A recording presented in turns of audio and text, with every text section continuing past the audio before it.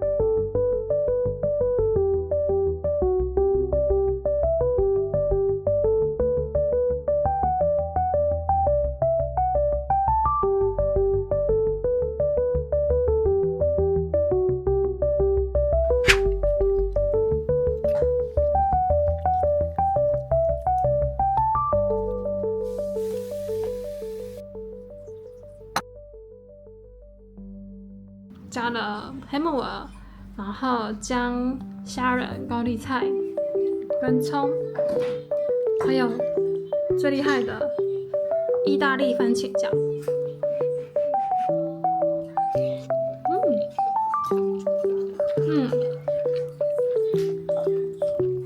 很像炖菜好吃啊！那个姜很加分哎。我有加那个，我有切姜。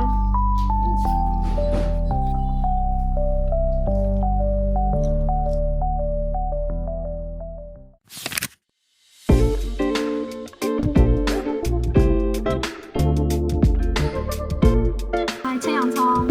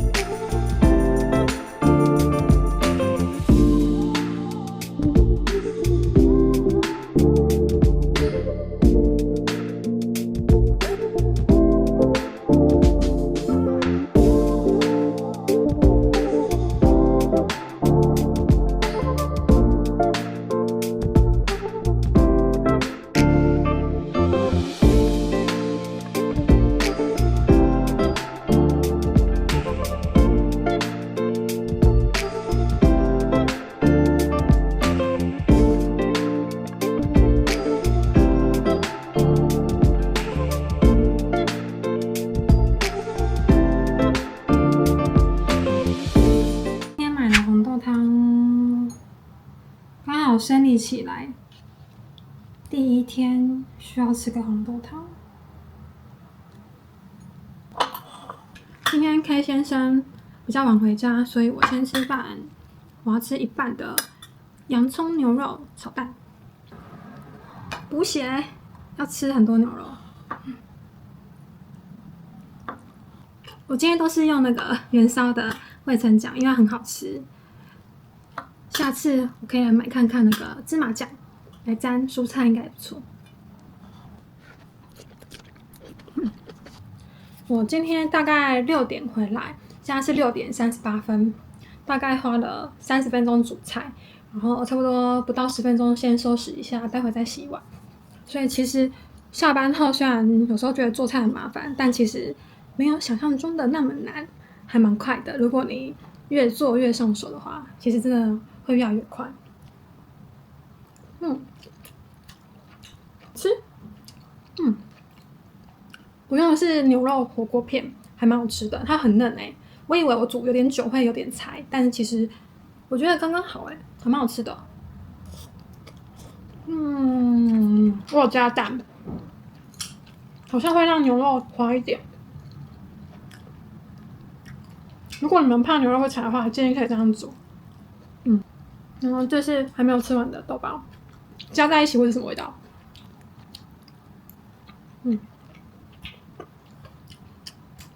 没那么适合。每次回家都会经过的一间红豆汤，